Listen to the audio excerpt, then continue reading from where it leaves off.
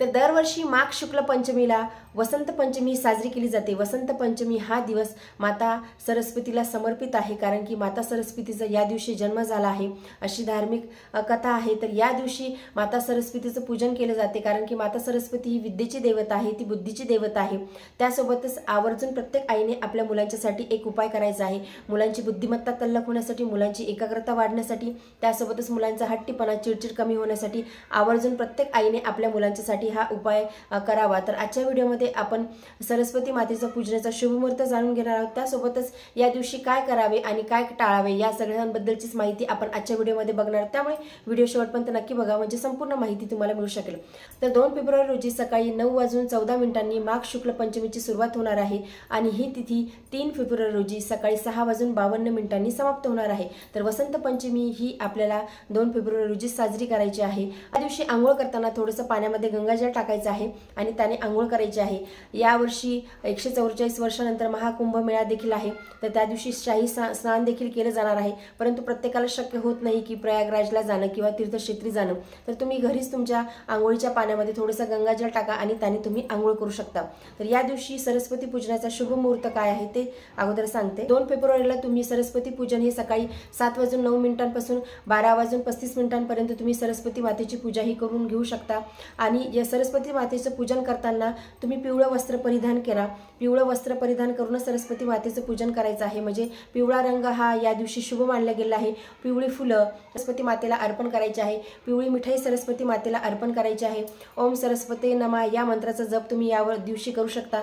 तुम्ही तुमच्या मुलांना देखील या मंत्राचा जप अवश्य करायला सांगा, कारण की सरस्वती माता ही विद्येची देवता आहे, ती बुद्धीची देवता आहे आणि तिचं पूजन केल्यामुळे आपल्याला बुद्धी आणि विद्या दोन्ही प्राप्त होणार आहे। आणि ज्या घरामध्ये तल्लख बुद्धिमत्तेचे मुलं असतात किंवा विद्या ज्या घरामध्ये चांगल्या पद्धतीने मुलं ही शिकतात, त्या घरामध्ये कधीही कशाची कमतरता पडत नाही, आपल्या सगळ्यांना माहितीच आहे। त्यामुळे आवर्जून सरस्वती मातेची पूजा तुम्ही देखील करा आणि तुमच्या मुलांना देखील या दिवशी करायला हवा। तुमच्या घरामध्ये सरस्वती मातेचा फोटो असेल किंवा मूर्ती असेल, म्हणजे शक्यतो तर फोटो सगळ्यांकडे असतो, तर तो एका चौरंगावरती किंवा पाटावरती मांडायचा आहे। सरस्वती मातेला हळदी कुंकू अर्पण करायचं आहे, त्यानंतर पिवळी फुले अर्पण करायचं आहे। पिवळी मिठाईचा या दिवशी सरस्वती मातेला नैवेद्य दाखवायचा आहे, म्हणजे या दिवशी पिवळा रंग परिधान करणे देखील शुभ मानले जाते। त्यामुळे तुम्ही या दिवशी पिवळ्या रंगाचे वस्त्र परिधान करूनच तुम्ही सरस्वती मातेचं पूजनही करू शकता, कारण की पिवळा रंग हा या दिवशी अतिशय शुभ मानले गेला आहे। त्यामुळे सरस्वती मातेच्या पूजनामध्ये देखील पिवळी फुलं, पिवळ्या मिठाईच आपल्याला या दिवशी अर्पण करायचे असतात। ओम सरस्वते नमः या मंत्राचा जप तुम्ही देखील करा आणि तुमच्या मुलांकडून देखील करून घ्या। या दिवशी तुम्ही सरस्वती स्तोत्राचे पठण करू शकता, ते श्रवण करू शकता। या दिवशी सरस्वती देवीचं ध्यान करायचं आहे, सरस्वती मातेला प्रार्थना करायची आहे, त्यानंतर सरस्वती मातेची आरती करायची आहे। तर अशा साध्या सोप्या पद्धतीने सरस्वती मातेची पूजा या दिवशी करायची आहे। नेहमी बघतो सरस्वती मातेचा जो फोटो आहे त्यामध्ये सरस्वती मातेने ही कमळावरती विराजमान आहे।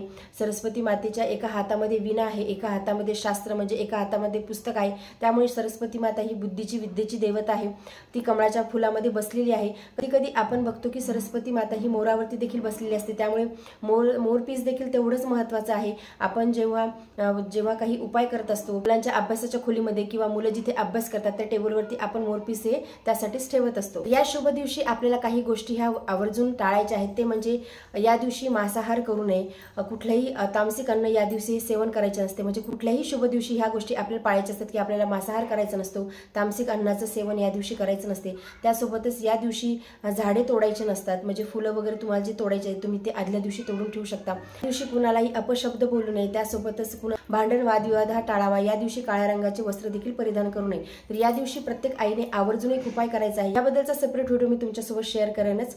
तर प्रत्येक आईने या दिवशी आपल्या मुलांच्या जिभेवरती एम हा शब्द काढायचा आहे। एम हा सरस्वती मातेचा बीज मंत्र आहे, त्यामुळे हा हे जे अक्षर आहे प्रत्येक आईने आपल्या मुलांच्या जिभेवरती काढायचं आहे।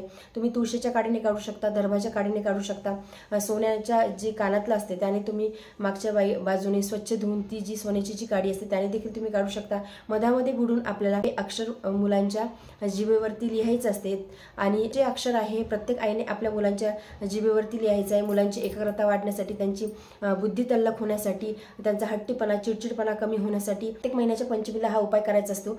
ही जी वसंत पंचमी आहे या दिवशी तर आवर्जून हा उपाय प्रत्येक आईने आपल्या मुलांच्यासाठी हा करावा। समजा आई जर नाही करू शकली तर मग बाबा, घरातले आजी आजोबा कोणीही हा उपाय करू शकता।